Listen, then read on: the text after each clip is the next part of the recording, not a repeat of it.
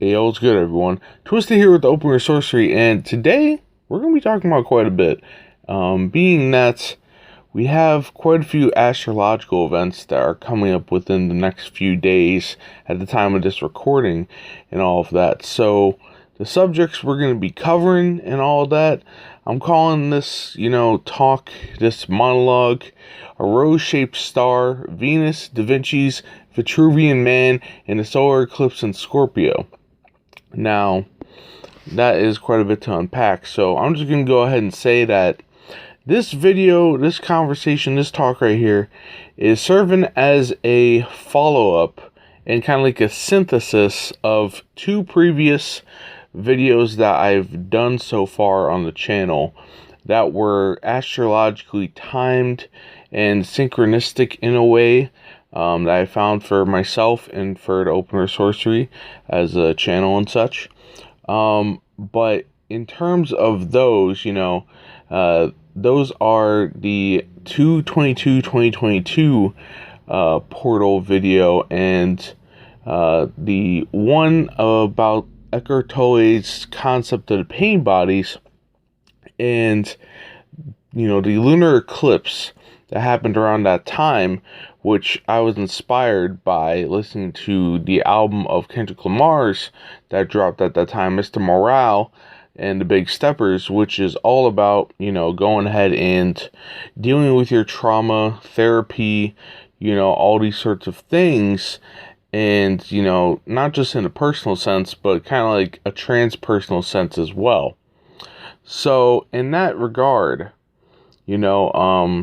this follows that same line of, you could say a theme of Plutonian astrological events that have been happening this year. Now, granted, those aren't the only ones. Astrological events happen all the time, but these ones in particular were rather eye-catching, or at least they came across, the desk, you could say, of both the Devi and I, in differing ways and degrees, and just stuck out to us and all that sort of thing.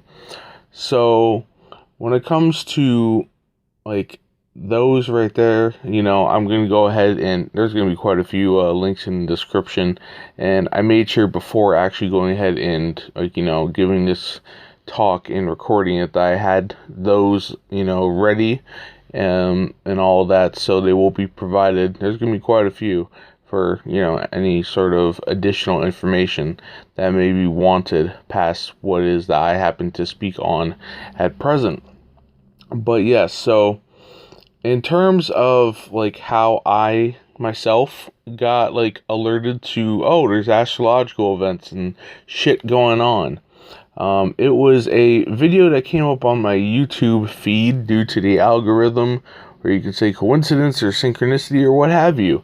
That was about the Venusian star, the star of Venus astrological event that is upcoming,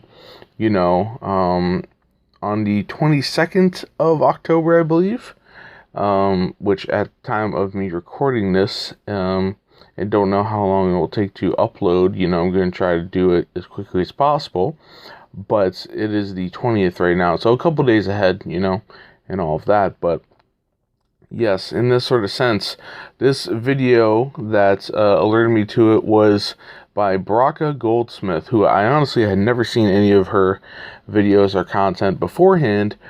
And, I watched it, I was like, okay, there's something to this. And, just as time went on, more and more signs and synchronicities and all those sorts of things popped up for me. So, once again, as with the other videos and many more, sources and, things like that, there will be links available for this video as well as other things. But, so, pretty much the star of Venus, for those who are unfamiliar, and I was myself generally familiar with this sort of thing, but not anticipating anything like this occurring, that the video itself was covering, because I myself am by no means the foremost expert around here when it comes to astrology. A lot of things are above my pay grade. I know just well enough to be more so than most folk, but I'm by no means going to go ahead and take it as a career anytime soon. So in that sense, when it comes to like the star and Venus, right? It has a orbit, around the sun, as all planets do, but in of itself, kind of makes the sign of a five-pointed star, in a sense, or actually that of a rose. It looks like a rose in a sense, but I'll go ahead and I'll recite what it is that I happen to type down beforehand on all that. So, the phenomenon of the planet Venus looking like it makes a point in its orbit around the sun is an example of a cazimi, an occurrence of when a planet connects with the sun at an exact degree, which happens to be a conjunction for those familiar with astrology. The term is derived from an Arabic word meaning in the heart of the sun. And another thing about the Venus star. The Venus star, also known as the rose, hits one of the 5 points in its cycle in the sign of Libra. It is the first time this has occurred in approximately 250 years since the 1770s. This will be before entering the sign of Scorpio on Sunday, yet more on that later. And pretty much, I'm going to go ahead and now quote, an author of a book called Venus Star Rising, A New Cosmology for the 21st Century, whose name is Ariel Gutman. And this is from her August 2022 newsletter, where she goes ahead and delves on the subject, looking forward to this event that's coming up in a couple days. On October 22nd, 2022, for the first time in 150 years, the Venus star will enter the sign of Libra. The slowly moving rotational star clock of Venus transits through a sign of the zodiac at various intervals in history, spending 100 years in a sign on average. Then, for 150 years, it is absent from that sign. The last passage through Libra occurred from 1771 to 1880. Certainly, we can agree it was an incredible time period of history, with the birth of two new and important democracies following the American and French revolutions. One can only wonder what miracles will be birthed in the coming cycle. And the thing about that is, alright, so this happened, last in the 1770s in terms of the particular cycle starting, right? This being dubbed as a once-in-a-lifetime thing for us, of course, unless, anyone out there is as old as Methuselah. But, a similar sort of once-in-a-lifetime event happened to occur earlier in this year, that being the 2022 gate or portal, as it was being referred to by many spiritual, lyrical, miracle, metaphysical folk. And it was the United States' Pluto return for the sign of Capricorn at 27 degrees, which, when this happened, the last time, this is when the signing of the Declaration of Independence in 1776 happened to occur, marking the birth of the United States of America as a nation, and the period of time between, the last time, it was in that sort of sign for that 2022 event was about 225 years. So let me just go ahead and scroll down a bit. And right here, in another article talking about the star of Venus, a more common transition of Venus as a morning star to an evening star, I'm going to go ahead and elaborate upon that. Since the start of 2022, Venus has been traveling as a morning star. But now, on October 22nd, 2022, she will align with the sun and slowly transform into an evening star. This transformation can take up to 80 days as Venus merges its energy with the center of our solar system. Evening sky Venus is said to help us activate feelings of self-love, self-nourishment, and to bring beauty to our inner world. Morning sky Venus is said to help us create partnership, connection with others, and to bring beauty to our external world.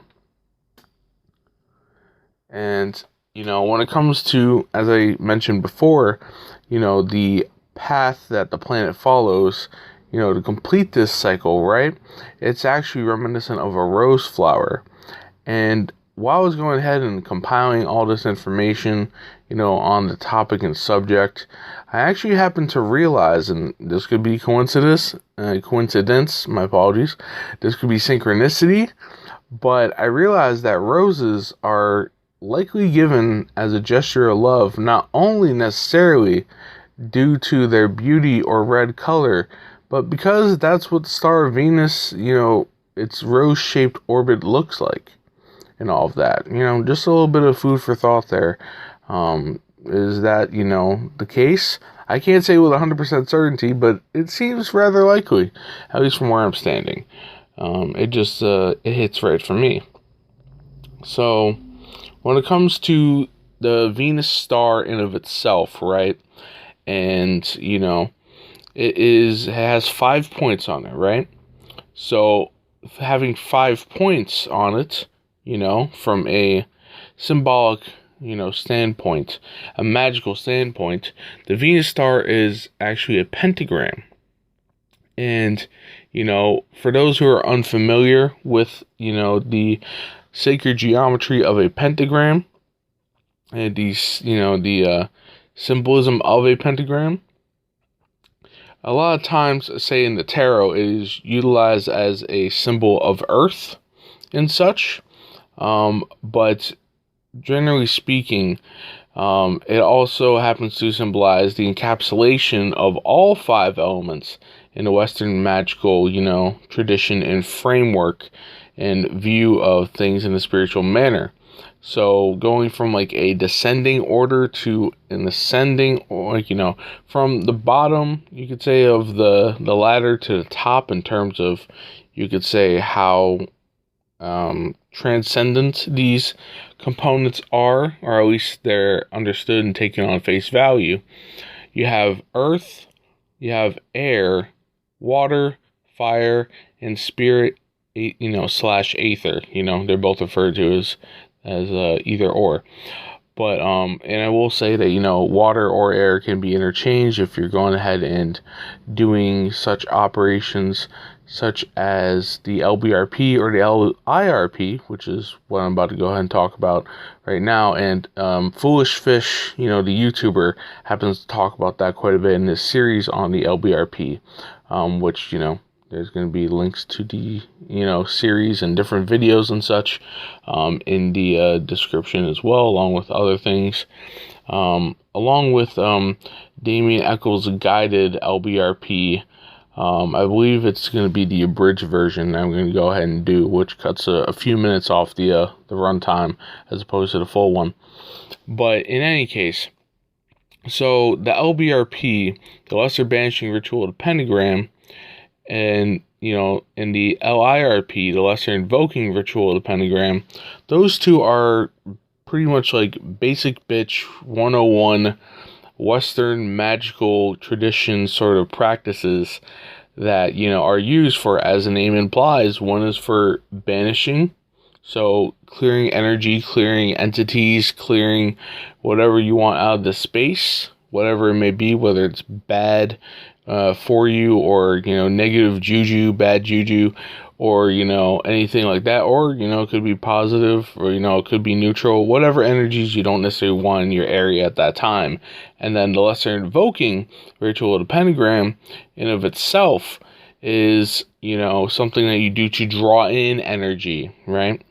That sort of thing. So you can kind of say, like, since we're going to be talking about lunar events as well later on with the new moon and Scorpio and such, the full moon has energy and usually is utilized to drawing in energy from the moon, whereas the new moon usually is used for removing things, making way for new things, emptying the cup, you could say.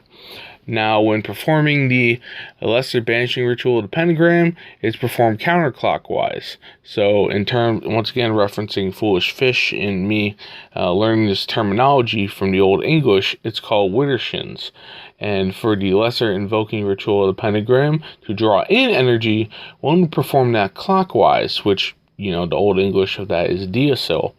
Now, granted, I myself, do not necessarily utilize the LBRP or the LIRP as constructed, but I have my own methodologies that go ahead and pretty much do those sorts of operations, of course, and pretty much read different magical books, go ahead and experiment, all sort of thing. You're going to find other stuff that goes ahead and does that, but for the sake of talking about pentagrams, go ahead and check out, further information on that and delve into it if it is something you're not familiar with, or maybe you are familiar with it but you need a little touch up on it and all of that. And also, I happen to mention the LBRP and the LIRP in the cycles and circumambulation video that I did a while back, however many months ago, and I'm going to go ahead and provide a link for that as well, so you can go check it out if you have not yet. But in any case, yes. So moving on to the next point I am wanting to make. So amidst going ahead and conceptualizing and once again compiling information for this conversation, this monologue to be had, and all of that, I went ahead and in popping up my YouTube feed once again to listen to some music, to go ahead and keep my ears filled with something while I'm going ahead and typing all this down. One of the videos that happened to pop up was the good old song Lucifer by Jay-Z, produced by good old Kanye West. And, I'm just sitting there like, oh, is this coincidence? Is this synchronicity? And all that sort of thing. And yeah, just damn good song off, I would say, probably my favorite Jay-Z album, in terms of his, I believe, it was released in 03 or 04, that was when he first said he was going to retire, but yeah, one of my favorite songs off of one of my favorite Jay-Z albums. But, and that sort of thing popping up, it goes ahead and warrants me bringing up the topic of the star of Venus and the attributions of it to, the fallen archangel Lucifer and such, whether you have a positive, negative, or neutral predisposition to this entity or symbolic figure or archetypal figure, or what have you, based on your background, whatever the case may be. We're going to go ahead and cover it and such. So, pretty much Lucifer has been referred to as the morning star, the light bearer, which, as we went ahead and talked about before, the star of Venus is, seen as a morning star in of itself, right? So Lucifer in its planetary archetype is Venusian, the character of such. And also, it is worth mentioning that Jesus Christ, Yeshua ben Yosef himself in the Bible, was referred to as the morning star. Now, granted, I did not happen to go ahead and find the particular source for that, not necessarily out of lack of availability. It is in the Bible, and I believe it might be in the Old Testament. I may be wrong, or it could be in the New Testament. It's easy to find. That is probably the one thing I did forget before going and pressing that recording button, but once again, very easy to find. World's most popular religion, not hard. But in any case, in talking about the archetype of Lucifer and all that sort of thing, relating to this, that being of when it came to the old story of how Lucifer fell, right? He was considered the most beautiful angel that, God, Yahweh had created. And pretty much because of this beauty, and all this sort of thing, became prideful, especially when it came to the creation of humans and, God, Yahweh saying, hey, look, all you angels, go ahead and, appreciate, and be of servitude to the humans, who I've made in my own perfect image, which I'm going to talk about a bit more so in a moment. But, Lucifer being so prideful is like, nah, I ain't doing that shit, bruh. So in that case, that's what led to the war in heaven and Archangel Michael going ahead and defeating them based on the biblical lore, as well as, the lore of Judaism and Islam. And, pretty much that's how the status of fallen angel came about. Now, granted, when it comes to the term of Lucifer, right? I forget exactly which particular... Oh, Luciferos, yes. It is from the Greek and or Latin. And, it's pretty much saying that, I forget the particular term or phrase, but it means paraphrasing a bright one, the bright one, what have you.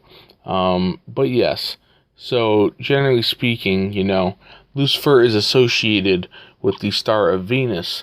And, and going ahead and thinking about this, right? Like, a good deal of occultists, famous and of course just generally who exist in the world today, whether they're known or not, many of them happen to be Luciferian, right? Once again, whatever you happen to think about that, positive, negative, neutral, what have you, but two particular ones that at least stood out to me and thinking about, like, all right, here's some examples of well-known individuals in the realm of magic and the occult that happen to be Luciferian themselves are Arthur Edward Waite and Albert Pike. So in terms of if you don't know who they are, Arthur Edward Waite is, a renowned occultist who I would say his biggest calling card is going ahead and contributing to and helping create the Rider-Waite tarot deck. I think I might have said I don't remember in the short term, but I might have said Arthur Rider-Waite as opposed to Arthur Edward Waite. Hopefully I didn't mess that up initially, but just in case, in doubting my short-term memory there. But in any case, yes, Arthur Edward Waite had a hand in creating the very common and most basic form of tarot that people usually use today, the Rider-Waite tarot deck.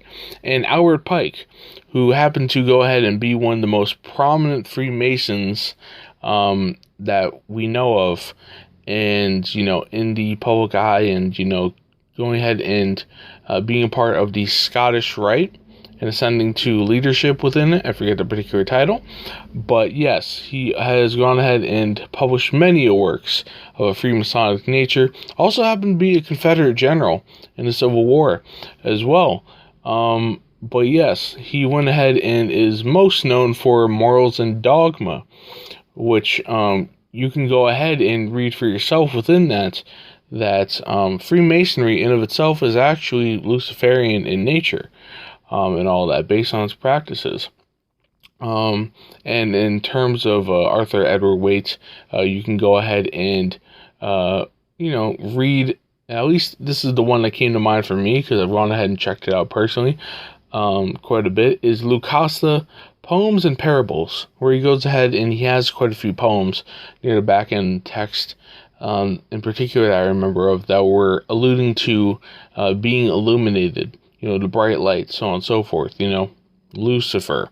And also in, talking about, Freemasonry being Luciferian and this nature, and all that sort of thing, they have an appellant body called the Order of the Eastern Star, right, which allows for family members of Masons, as particularly this being a, appellant body that allows females to go ahead and be a part of it, whereas Freemasonry itself is more so of a, fraternity, only for men, so on and so forth. But Order Eastern Star is where females usually are, the majority and are allowed to participate in such. Now, the Eastern Star in of itself, right? So if the star of Venus, if Venus as a, planet in, when you see it in the nighttime sky, it rises as, a star in the morning, what direction does, the sun happen to rise in? And what direction does it happen to set in? It happens to rise in the east and set in the west. So the eastern star in this case that shows up as a morning star is, drumroll please, Venus and, Lucifer, going ahead and being, associated with that. So it's just putting the pieces together once again and talking about that. I know people are going to have varying opinions of having a positive, negative, or neutral viewpoint on that particular aspect of things, but so be it. I felt it was worth going ahead and mentioning and covering for educational purposes. But yes, so in terms of the Venusian archetype and more on topic of love in itself, Devi and I happened to go ahead and have a conversation that we previously recorded to this astrological event occurring that's going to be coming out, in the near future, about love spells and whether it is moral to perform them or not. So for just the general archetype of Venus and, love itself, we kind of got into it a bit. And yeah, just be on the lookout for that. And when it comes to more on the Venus star itself, you can go ahead and check out the book Venus Star Rising, A New Cosmology for the 21st Century by Ariel Gutman, that I happened to go ahead and mention beforehand. So that pretty much goes ahead and takes care of the stuff having to do with the star of Venus and all of that. So that goes ahead and brings us to the next sort of part of things I wanted to cover, which is Leonardo da Vinci's Vitruvian Man. Now, when you go ahead and look at this piece of art, this drawing, which I believe dates back to approximately 1490, based on what historians state, that happens to be in the shape of the pentagram in terms of the human body in of itself, right? And, as far as it can be, understood, it symbolizes perfection, a perfect creation in microcosm of God's own perfect nature in a relative macrocosm. So the whole principle of as above, so below. And, for those who are a part of the Nation of Islam and the 5 Percenters, and also this is an acronym I happen to use quite a bit myself, it happens to go ahead and talk about the human body and, it being that of God's body. So, being that the Nation of Islam is, once again, Islamic, and they refer to God as Allah, and so on and so forth, arm, leg, arm, head, this is God's body, which, going back to Jay-Z and referencing some music of his, he, I remember in my head quite a bit, having heard him say on the song Heaven, which was produced by Timbaland and I believe another producer, protege of his named J-Rock. I believe it also features Justin Timberlake on the song, singing vocals, but it was from Jay-Z's 2013 album Magna Carta Holy Grail. And to go and not deviate, too far from the Vitruvian Man itself, I'm going to go ahead and quote an article by Jane108, whoever that, I believe I've seen infographics and pictures and posts like that across, Facebook back when I used to use it, and other things that were, talking about spiritual, metaphysical, new agey sort of stuff. But pretty much to go ahead and quote them about the Vitruvian Man and their own insights into it. The ancient masters hid their wisdom on the canvas. Considered to be one of the most well-known art pieces in the mass consciousness, equal to the fame of the Mona Lisa, the four-armed, four-legged Vitruvian Man is the embodiment of the mystical squaring of the circle, which is essentially based on phi, or the divine proportion, right here, which is 1:1:618, numerically speaking, and I'm not the best when it comes to numbers in of itself, but, revealing how the Vitruvian Man, with his arms outstretched horizontally, teaches us that we fit inside a square, that the distance of our outstretched arms is equal to our vertical height, and the X-Man, with arms and legs splayed shows how we fit inside the circle. When the area of the square is made to equal the area of the circle, earth and heaven meet. And I believe the old saying goes, man thinks in squares, God thinks in circles, something to that effect. I may be misquoting that or not paraphrasing it correctly, but that happened to come to mind as I was going ahead and reading that, and also reciting it right now. And to go ahead and come further down, just gotta scroll down a little bit. We have right here another excerpt, but this time taken from the book Letters and Numbers, the second edition, by Zachary K. Hubbard, who is an author who tackles the subject of gematria quite a bit. And I'm not going to lie, and having checked it out beforehand, like, I've only read the introductory part, truth be told, and that in of itself was a rather dense read within the first 70-something pages, maybe 73, I don't know. To go shoot for, another coincidence or synchronicity, what have you, but in any case, yeah, that one was quite a bit dense. But I will say this: if you're trying to learn gematria and all that sort of thing, that is probably the book you want to go ahead and check out, because it's chock full of information. I've gone ahead and referenced it, many times, not necessarily reading it all the way throughout, but reference it many times when trying to be like, all right, how do certain events happen to line up, numerically speaking, and all of that, when I happen to notice number associations with things. But to go ahead and actually, delve into what Zachary K. Hubbard had to say about phi as, a particular sort of numerical sort of, a significant numerical occurrence. Let's put it like that.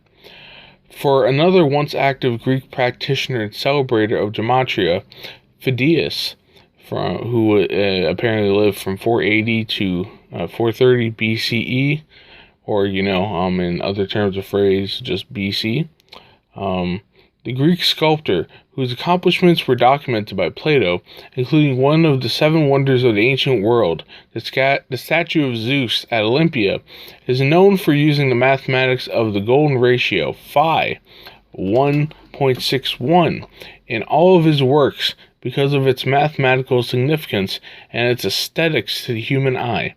As we covered at the beginning of the chapter, aesthetics sums to 161 in the language of gematria, not far off from 1.61. Because of Phidias' commitment to phi, the 21st letter of the Greek alphabet, phi is titled in his honor, taking the first 3 letters of his name. As we documented earlier, phi is the 8th Fibonacci number, and it also has the prime relationship with 73, symbolizing perfection. Consider further, the number 8 symbolizes the infinite, or the eternally existent, as Pythagoras once put it. And again, phi, 1.61, is considered to be the fingerprint of God, omnipresent, omnipotent, and everlasting. And going ahead and reading that, one thing that kind of like struck my attention quite a bit, with, I guess you could say, like, the scheduling of the videos, like, similar to the other sort of astrological events that, happen to make impromptu videos of, the 222 gate 1 and the one for the lunar eclipse and Scorpio and all that. And if you check like the Open Sorcery T.O.R. list of videos and how they're numbered, the first one is, 2.22 and all that sort of thing, of course. And then 5.1, 1414, that's what it was. 14.14 and all that. I saw number associations with those. And with this one right here, I happened to notice the 73. It came to my mind, and all of that. in that the most recent video, at the time of this recording and, subsequently quickly releasing this to be, time sensitive and all that, was the 37th video that, we have released in terms of our scheduled, videos and such, which is about time and all of that. So, in terms of 73 in Gematria and referencing letters and numbers once again, I happen to go ahead and find that 73 in Gematria, and particularly the ordinal cipher, correlates with the words perfect and number. The number is composed of the digits symbolizing divine completion, 7, and light, 3, respectively.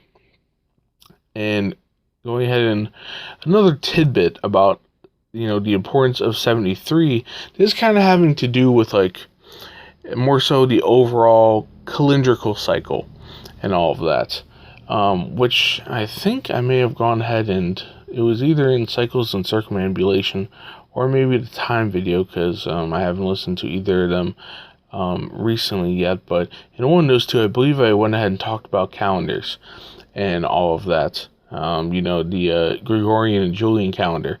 But in terms of the book itself, it does happen to cover the more so standard calendar that we utilize of 52 weeks, as well as the Aztec calendars, which is more so lunar based, of 260 days. But in the words of Mr. Hubbard himself, in terms of God, the heavens and the calendar, consider that each year has 52 weeks.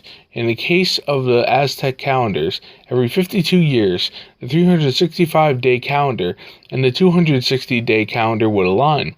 That's because if you multiply 52 by 365, the product is 18,980. In those 18,980 days, the 260-day calendar completes 73 cycles. 73 being a number you will learn to represent perfect number and more. Ultimately, the belief of many is God is perfect, and in this world there is nothing more perfect or exact than numbers and mathematics, what are always true. And, and that's just one example of the significance of the number 73 in of itself. And like I said, it just happened to catch my eye. And also another tidbit I happen to go and find in there is that the Catholic Bible in particular has 73 chapters in it, as opposed to, say, the King James Version or the New International Version, which I believe happen to be a bit more popular and all that, at least amongst the Protestant and born-again community, what have you. That has 66 chapters, and, I do not necessarily know the semantics or specifics of between those two, but just happened to pop out to me to go ahead and mention. And, I think that in of itself goes ahead and covers, the Vitruvian man and the mathematical sort of, aspects of things that just happen to catch my eye. And here we go. Now we go on to, so we have the star in Venus that is occurring on the 22nd of October and all of that. Now, what also is occurring within the next, several coming days is that we're going to be having some astrological events in Pluto. So right here, as I had typed up previously, for the remaining astrological events that pertain to Scorpio, I employed the help of Devi to assist in providing insight into what these events will be all about. She was unable to have a live discussion and record this due to her current schedule, yet I do have what she typed up for me to share with those listening. So, let me just go ahead and I'll go ahead and go through the points and all that. And, I have, quotes and anecdotes from Devi to go ahead and share, based on what she had prepared and such. So, the sun sign of Scorpio, happens to begin shortly after Venus itself enters Scorpio, exiting Libra, because the Venus star point occurs actually at a very late degree of, of Libra itself. So, in terms of the sun sign of Scorpio, right, it happens to hit its peak and transition into that fully Sunday, the 23rd, at 10:39 a.m. Eastern. And, another sort of numerological sort of thing, it could be coincidence, it could be, synchronicity, what have you, is that for this period of time, with the whole idea of Plutonian sort of things going on, 2/22/2022 and 10/23/2022 both happen to equal 12 when you put all those base numbers, singularly together, all those digits together. And then you go ahead and when you reduce them by adding 1 plus 2, that equals 3 numerologically. So that's just a little thing that caught my eye. But when it comes to the new moon in Scorpio and there being a solar eclipse at the same time on Tuesday, they're both occurring on Tuesday, right? And that is the 25th of October. And, according to what Devi had said to me, the peak of the solar eclipse begins 13 or so minutes after the new moon hits its own peak. So in finding out what that is, it actually happens to make for more of a larger compounded effect of the astrological, potency of these astrological events and such. And for the time of their peaks, for those who are wanting to do some sort of magical, spiritual, occult, whatever sort of esoteric stuff, at those times, it will be at 6:48 a.m. Eastern for the I believe it was the solar eclipse, and then for the new moon, it will be 7:01 a.m. Eastern, and such. So, pretty much now actually getting on to more so of Devi's contributions on the topic itself. So this is pretty much what she stated. Let me just get into it. Scorpio is the one who shakes things up to make the excesses come apart. It's the process of the whole becoming clean again versus continuing to be junked up with a bunch of garbage. This is one of the reasons Scorpio tends to trigger others. People like to cling to a bunch of things that while they may not be beneficial for them, they are comfortable with nonetheless. To find out where this excess and shakeup is happening for you so you can get to a more efficient way of being, you would need to see where Scorpio lies in your birth chart in terms of houses. And all that. So, in the description box and such, there will be a link to astrology.com and houses, and it will tell you what each house means and all that sort of thing. For finding out, your own birth chart and all that, you should go. There's plenty of birth chart generators out there for free. So, if you don't have your info for that, go ahead and go ahead and find one of those sites and figure it out, and then learn more so about where Scorpio is in your placement to see how it will go ahead and affect you. These, astrological events will go ahead and affect you within your life. So, in continuing her analysis on Scorpio's role in these events, new moons are always about new beginnings. This is especially big because of the eclipse being added into the mix, magnifying its potency. Eclipses are said to hold the power of 3 full moons in and of themselves. Because of this being within the sign of Scorpio, it adds even more fuel to combust into a more immense fire or bomb of magical energy ready to explode. Think of this as similar to Mount St. Helens exploding in the 1980s, laying waste to the surrounding area so that the forest could eventually regenerate anew.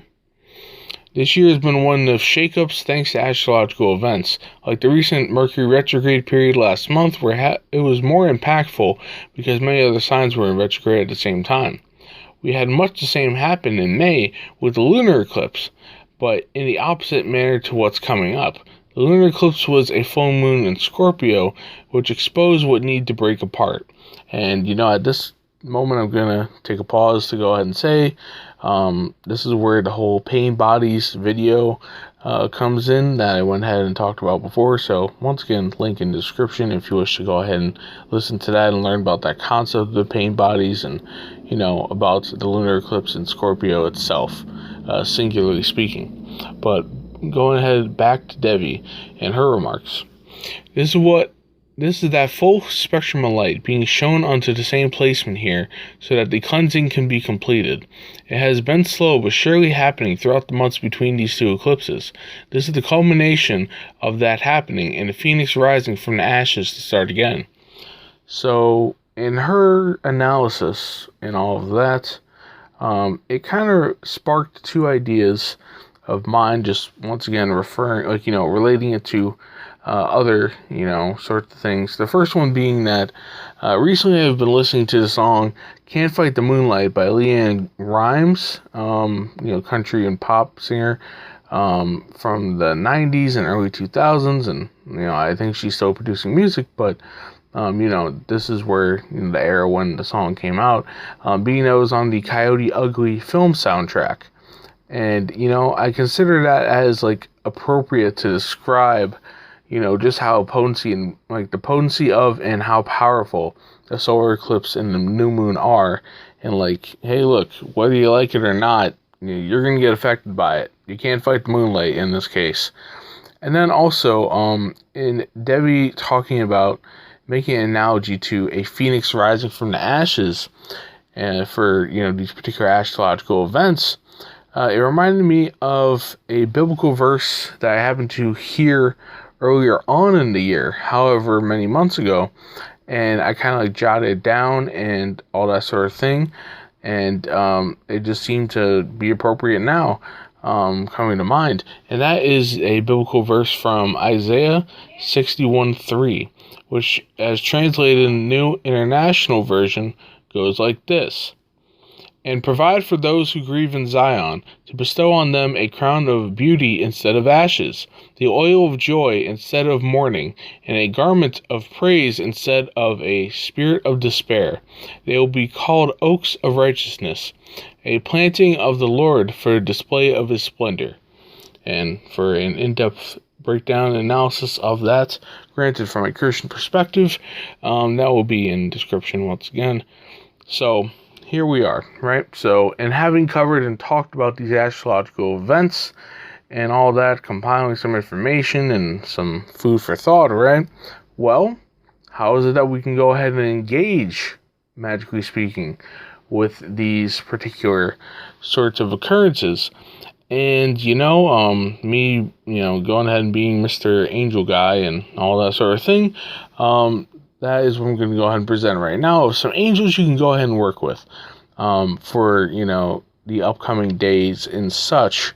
Now, I'm going to go ahead and have two categories, all of them being archangels, but essentially kind of this is kind of the basic sort of thing you can do. And then if you want to get a little more intricate, there's a few more that you can go ahead and utilize.